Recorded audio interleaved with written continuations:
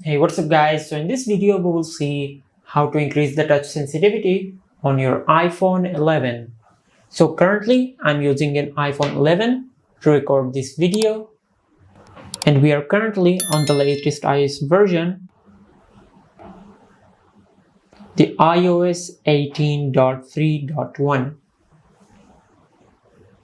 Now as you can see, the touch sensitivity on my iPhone is pretty low. Now to increase the touch sensitivity on your iPhone, just go to the settings.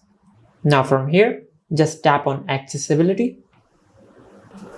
Now from here, scroll down and tap on touch. Now from here, tap on touch accommodations. Now from here, make sure you disable hold duration and touch accommodations. Now from here, go back and tap on haptic touch. Make sure you either select default or fast. Now as you can see, this is how you can increase the touch sensitivity on your iPhone 11.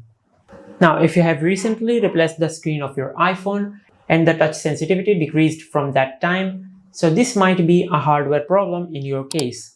So the best thing is to go to the repair center and check your iPhone.